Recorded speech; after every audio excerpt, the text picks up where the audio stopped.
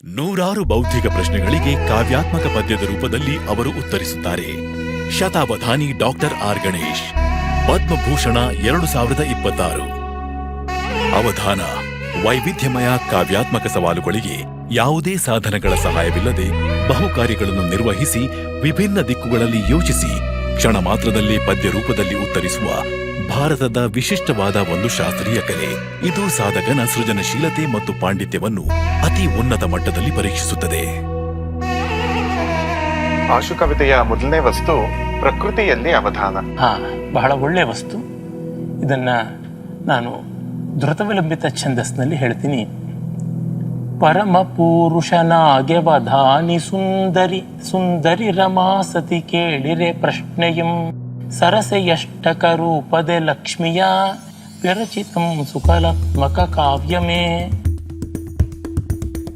1962ರಲ್ಲಿ ಕೋಲಾರದಲ್ಲಿ ಮಧ್ಯಮ ವರ್ಗದ ಕುಟುಂಬದಲ್ಲಿ ಜನಿಸಿದ ಗಣೇಶ್ ತಮ್ಮ ಬಾಲ್ಯದಲ್ಲೇ ಭಾರತೀಯ ಮಹಾಕಾವ್ಯಗಳನ್ನು ಓದಲು ಆರಂಭಿಸಿ ಪೋಷಕರ ಪ್ರೋತ್ಸಾಹದಿಂದ ನಾಟಕಗಳಲ್ಲಿ ಭಾಗವಹಿಸಿದರು.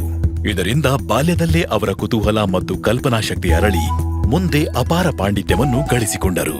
19ನೇ ವಯಸ್ಸಿನಲ್ಲಿ ಅವರ ಜೀವನದಲ್ಲಿ ಒಂದು ಮಹತ್ತರವಾದ ತಿರುವು ಸಂಭವಿಸಿತು. ಚಾಮರಾಜಪೇಟೆಯಲ್ಲಿ ತೆಲುಗು ಪಂಡಿತರೋರ್ವರು ಸಂಸ್ಕೃತ ಅವಧಾನ ಪ್ರದರ್ಶನ ನೀಡುತ್ತಿದ್ದರು. ಆ ದೃಶ್ಯ ಅವರನ್ನು ಸಂಪೂರ್ಣ ಮಂತ್ರಮುಗ್ಧರನ್ನಾಗಿಸಿತು. ನಾನ್ಯಾಕೆ ಇದನ್ನು ಕನ್ನಡದಲ್ಲಿ ಮಾಡಬಾರದು ಎಂಬ ಪ್ರಶ್ನೆ ಅವರಲ್ಲಿ ಮೂಡಿತು.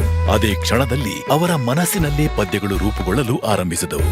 ಕಾರ್ಯಕ್ರಮದ ಅಂತ್ಯದಲ್ಲಿ ತಮ್ಮ ಪದ್ಯಗಳನ್ನು ಪಂಡಿತರ ಮುಂದೆ ಹಂಚಿಕೊಂಡಾಗ ಅದನ್ನು ಕೇಳಿದ ಅವರು ಅಚ್ಚರಿಗೊಂಡರು. ಹೀಗೆ ತಮ್ಮ ಮೊದಲ ಅವಧಾನ ಪ್ರದರ್ಶನವನ್ನು ನೀಡಿದರು. ಮರೆಯಾಗುತ್ತಿದ್ದ ಒಂದು ಮಹತ್ತರ ಕಲೆಗೆ ಪುನರ್ಜೀವ ಕೊಡಲು ಮುಂದಾದರು. ಮಾರ್ಗದರ್ಶಕ ಮಹನೀಯರಾಗಿ ಪರಿಚಿತರಾದವರು ಕೀರ್ತಿಶೇಷ ಲಂಕಾ ಕೃಷ್ಣಮೂರ್ತಿಯವರು.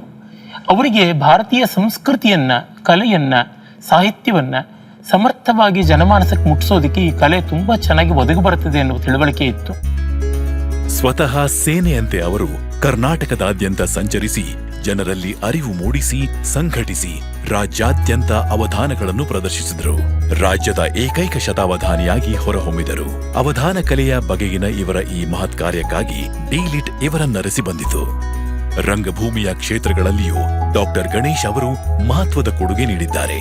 ಅವರು 18 ಭಾಷೆಗಳನ್ನು ಬಲ್ಲವರಾಗಿದ್ದು 70ಕ್ಕೂ ಹೆಚ್ಚು ಗ್ರಂಥಗಳನ್ನು ರಚಿಸಿದ್ದಾರೆ. ಡಾಕ್ಟರ್ ಆರ್ ಗಣೇಶ್ ಅವರು ಭಾರತೀಯ ಸಂಸ್ಕೃತಿ ಮತ್ತು ಪರಂಪರೆಗೆ ನೀಡಿದ ತಮ್ಮ ಅಮೂಲ್ಯ ಕೊಡುಗೆಯ ಮೂಲಕ ತಲತಲಾಂತರಗಳಲ್ಲಿಯೂ ಅಚ್ಚಳಿಯದ ಸೃಷ್ಟಿಕರ್ತನಾಗಿ ಉಳಿಯುವರು. ಈ ದೇಶ ಸುಮಾರು 7000 ವರ್ಷಗಳಿಗೂ ಹೆಚ್ಚಿನ ಕಾಲದ ಅಖಂಡವಾದ ಸಂಸ್ಕೃತಿಯನ್ನು ಹೊಂದಿದೆ.